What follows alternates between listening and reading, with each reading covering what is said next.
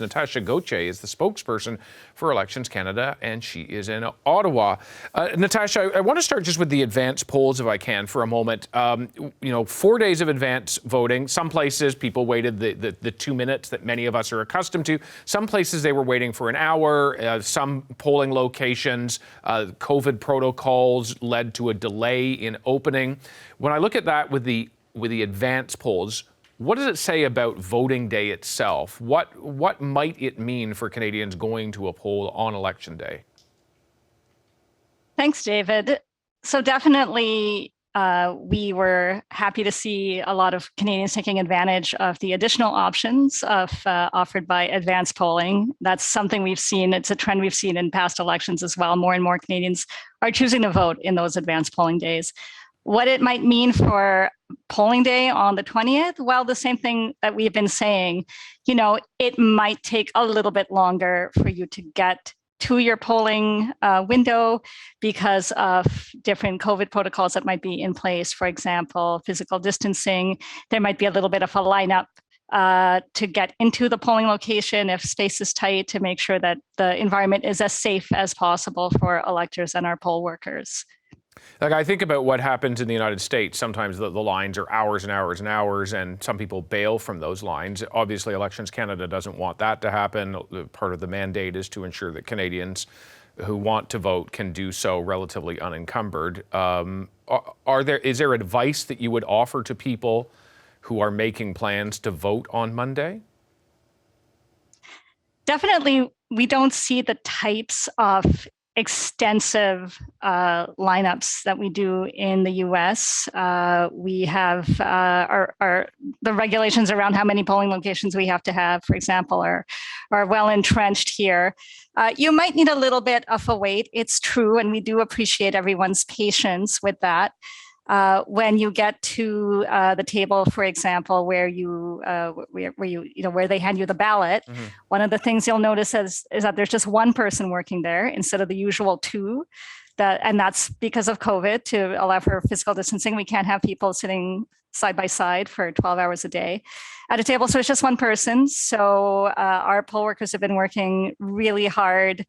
They certainly appreciate people's patience, as well as things might take a little bit longer. But it certainly helps to have your ID well in hand, to know what polling location you're going to. This you can find out on our website at elections.ca. Mm-hmm. You can call your local Elections Canada office if you're not sure where you need to go to vote.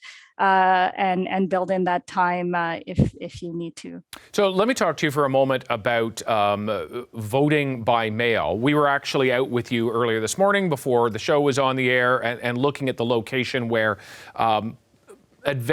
mail-in votes come into, but only mail-in votes that are coming from abroad. The ballots and those could start to be counted, already are starting to be counted in a way now. Obviously, we don't know those numbers. But most of those mail-in ballots, they're going to be going directly to a returning office in a community. When can that count start? So you mentioned at the top of your segment about just over 1 million requests for mail-in ballots that we've received. And the deadline is today, 6 p.m. So you have a few more minutes to get that request in if you're planning to vote by mail.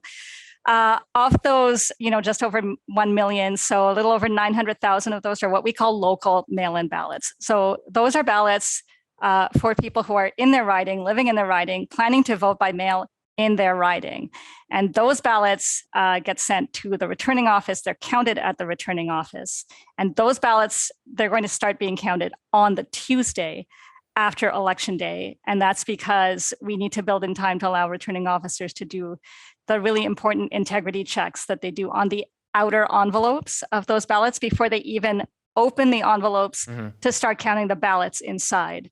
Just to clarify as well, all of those international ballots, so ballots, mail-in ballots from Canadian electors living abroad, and also what we call national mail-in ballots. So you're registered to vote in Toronto Centre, but you're in Calgary for work for a couple of months. So maybe you requested to vote by mail. You're considered a national elector. You're still in Canada, but you're outside of your riding, voting by mail. Those ballots are also counted in Ottawa. Oh, yeah. And so election night, we're going to be counting all of the what we call regular ballots, so people who voted in person at the polls on election day, advance polls, international mail-in ballots, national mail-in ballots, incarcerated Canadian forces, basically everything except those local mail-in ballots will be counted on election night, and those results you'll start seeing those, when the polls close. So, okay. In the ridings. Let me just jump in on you, Natasha, and just talk, because those of us who are going to be staying up late, which is both of us, trying to see Exactly. the outcome of this election. Let's say there are ridings, and there are ridings that are very, very close.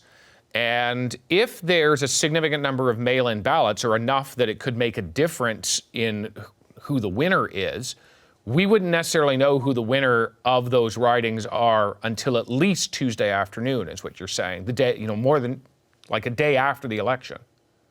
That's correct. And we've been clear on that. And the chief electoral officer mentioned it at his press conference that he held right after the election was called.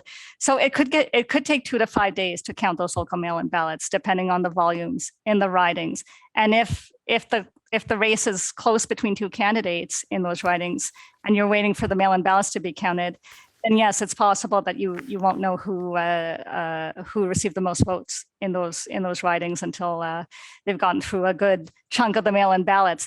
Now, one thing that your listeners should know is that you'll be able to check on our website, riding by riding, what percentage of mail-in ballots are left to count in those ridings. So that'll give you a good idea of the progress and how many ballots are left to count. And you can look at, you can compare that number to the spread between your top two candidates and get an idea. Okay. Natasha Goguen with Elections Canada. Thanks very much.